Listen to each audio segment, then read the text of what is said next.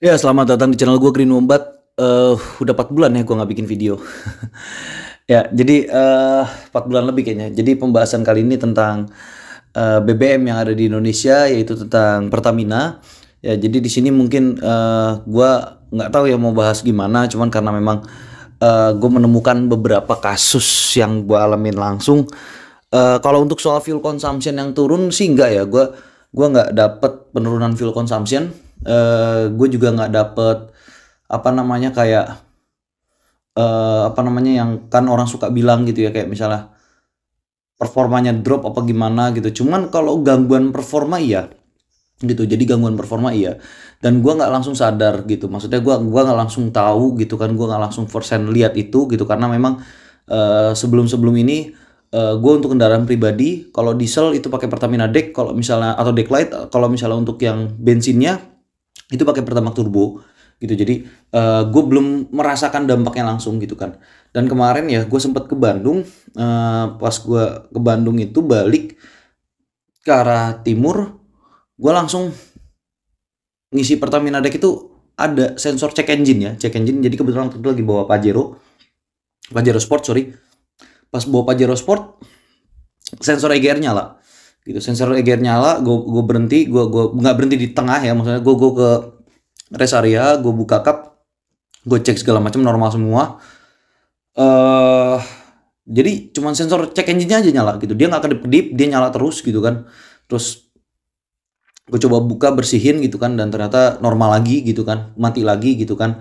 Jadi kayak itu gue ngisi Pertamina Deck, dan baru pertama kali dalam hidup gue ngisi Pertamina Deck, cek engine Pajero Sportnya nyala gitu. Kayak dulu pernah nyala, tapi waktu itu karena memang perlu dibersihin. Maksud gua itu pas lebaran ya. Jadi sebelum lebaran. Jadi sekitar 4-5 bulan yang lalu ya. Itu udah gue bersihin, sensor cek EGR-nya udah gue bersihin, tangki juga udah gue bersihin gitu loh. Jadi dalam range 4-5 bulan, dan odometer tuh baru ada ketambahan sekitar berapa ya? Sekitar 7.000 lah, 7.000 kilometer gitu. Jadi nggak jauh, bener-bener nggak jauh. Nggak jauh jaraknya. Terus kayak gue juga bingung gitu, kok sensor check engine-nya nyala gitu. Terus apa ya istilahnya, itu yang bikin gue mulai bingung gitu, kok nyala gitu kan. Itu gue ngisi setelah ya, jadi setelah ada penurunan harga BBM. Gue bilang turun kenapa, karena Pertamina Deck memang harganya turun gitu. Terus kemudian gue ngisi di grid Corolla gue. Jadi gue ada grid Corolla yang belum pernah gue tampilin di video. Gue ngisi grid Corolla eh sebelumnya itu pakai Pertamax Turbo, yang sebelum ada penurunan harga BBM itu normal, mesinnya normal. Setelah pakai Pertamax Turbo nggak lama berbet gitu. Jadi ya gitu, berbet gitu kan. Dan mesinnya juga jadi lebih cepat naik, suhunya lebih cepat naik ke suhu optimal, bukan maksimal tapi optimal gitu loh. Terus ya gue ngerasa mesin agak lebih panas gitu, ya. Tapi ya berbet gitu, mesin nggak ada tenaganya gitu. Dan grade Corolla gue standar ya, jadi nggak ada rubahan kayak pasang apa swap engine, nggak ada. Itu bener-bener standar mesin 4HF. Terus ada lagi mesin yang gue pakein pertama turbo itu Vario ya. Vario juga sama, Vario 110 ya, bukan yang 125 atau 150, yang Vario 110 itu juga berbet, itu pertama turbo ya kan. Terus akhirnya gue bingung, ya udahlah, pas gue di GRT, kebetulan memang waktu itu ada NMAX yang paling kuat gitu kan, dia bermasalah di kelistrikan ya kan, mungkin karena emang lama nggak diberesin juga. Terus akhirnya kemarin gue minta sama Azid, tolong bantuin dong ini buat diberesin kelistrikannya gitu kan, karena motor memang mau dijual juga kan waktu itu.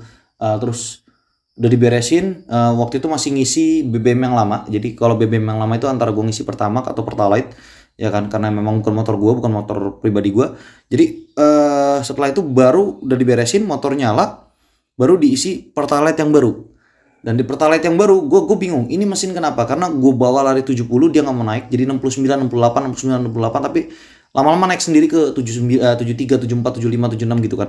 Terus mesinnya juga lebih cepat panas gitu, dan berbet juga gitu. Jadi begitu mesin dingin gitu, jadi kayak mesin baru dingin gitu kan, dia berbetnya di kecepatan 30-40 gitu ya.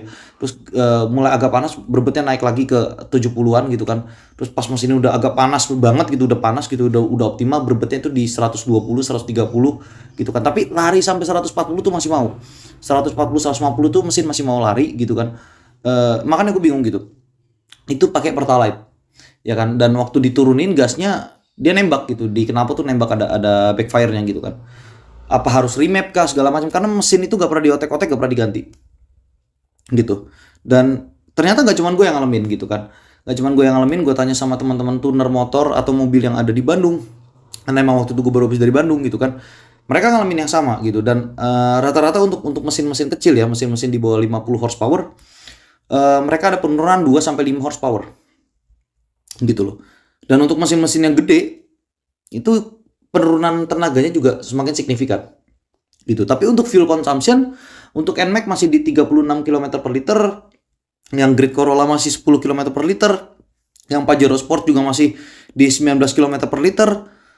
Terus di Vario 110 gue nggak ngitung karena gue isi pokoknya habis full tank aja kan. Gue nggak tahu itu berapa kilometer per liter, gue nggak pernah ngitung, repot soalnya ngitungnya gitu. Jadi untuk fuel consumption gue nggak ngalamin sama sekali gitu, entah di Pertamina Deck, Pajero Sport, Pertamina Deck ataupun Pertamax Turbo ataupun Pertalite, gue nggak ngalamin ada penurunan ya. Gue nggak ngalamin ada penurunan. Jadi gue juga bingung gitu kan. Nah, asumsi gue pribadi adalah waktu itu perpindahan antara bensin, mungkin tadinya etanolnya sedikit ya, kayak E5 gitu, E10 gitu kan. Mungkin ada kenaikan nilai etanol dalam bensin tersebut, dalam jenis-jenis bensin tersebut, karena memang kita kan sudah ada namanya biosolar gitu, biosolar ya. Biosolar itu berarti kan dia ada penambahan oxygenated fuel gitu loh. Dan seingat gue Pertamax Turbo juga ada gitu, makanya dia RON-nya 98. Dan seingat gue ron yang di atas 95 itu pasti oxygenated, 95 ke atas gitu ya. Jadi kayak Shell apa sih namanya, nitrous atau apa gue lupa lah, itulah itu pasti oxygenated gitu. Cuman kalau di Indonesia nggak ditulis gitu, jadi kayak cuma ditulis bio gitu kan gitu. Nah, terus apa sih pengaruhnya ke mesin gitu kan? Jadi sebenarnya bensin yang menggunakan etanol itu bukan jelek. Gue nggak bilang jelek, cuman pada intinya gini, saat kita bicara tentang etanol dan fuel yang normal yang biasa gitu. Jadi beda antara H dan C. Jadi hidrogen dan C itu karbon, rasionya aja udah beda gitu. Jadi lu bisa cari sendiri karena gue bukan anak kimia. Jadi rasionya aja udah beda gitu. Rasio ikatan molekulnya juga udah beda gitu kan. Dan yang jelas adalah energi yang terkandung dalam apa namanya, bensin fuel yang tanpa etanol dengan bensin yang dengan etanol. Bensin yang dengan etanol kalau dengan rasio 100% ya, sama-sama 100%. Jadi etanol 100% dan fuel yang 100%. Etanol itu energinya cuma 62, sekian persen. 63% lah energi yang terkandungnya dibandingkan dengan yang ikatan bensinnya yang biasa. Gitu. Jadi kandungan energinya juga beda. Cuma memang panas yang dihasilkan gitu. Jadi panas yang dihasilkan itu yang etanol itu dia lebih cepat panas gitu loh. Jadi BBM yang etanol itu dia lebih cepat panas gitu. Cuman nggak ada energi gitu loh. Jadi nggak ada energi gitu. Jadi gimana ya? Ya pokoknya gitu. Nah, sementara kalau misalnya kita memang dilihat dari rumusnya, memang pressure itu tergantung dengan panas gitu ya. Dengan panas. Jadi saat T-nya atau suhunya naik, maka pressure-nya juga akan naik gitu. Nah, jadi kita harus cari mixture yang tepat gitu. Harus cari mixture yang tepat gitu. Jadi mungkin bukan BBM-nya yang jelek.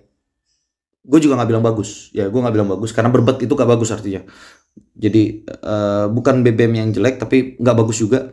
Cuma memang mungkin spesifikasi yang ada mesin-mesin di Indonesia itu nggak cocok dengan etanol yang angkanya terlalu tinggi gitu. Karena udah ada jurnalnya dari beberapa jurnal. Nanti gue bakal kasih salah satu referensi yang gampang itu dari UNS ya, menunjukkan bahwa mesin kalau nggak salah Kijang yang 1290 itu menggunakan etanol itu justru lebih irit gitu kan. Dan memang nggak salah gitu, karena kalau misalnya mixture-nya tepat, dia memang bisa jadi bikin lebih irit gitu kan. Tapi untuk energi yang dihasilkan itu belum tentu sama gitu.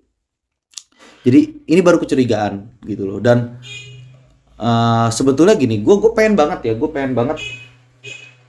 Sorry, gue di rumah jadi banyak yang lewat. Gue pengen banget sebenarnya kayak dapat izin dari Pertamina gitu kan, buat ngetes antara fuel Pertamina itu yang dari sebelum ada kenaikan dan penurunan harga BBM. Kenapa gue bilang naik? Karena yang naik itu yang subsidi, yang turun adalah yang non subsidi, gitu ya. Jadi sebelum ada kenaikan dan penurunan harga BBM, gue pengen ngetes gitu ya. Gue pengen ngetes kayak misalnya, ya udah dicek kandungannya apa gitu. Cuman eh gue nggak yakin dikasih izin gitu kan. Apalagi pasti yang kayak gitu kan berurusan dengan banyak hal ya.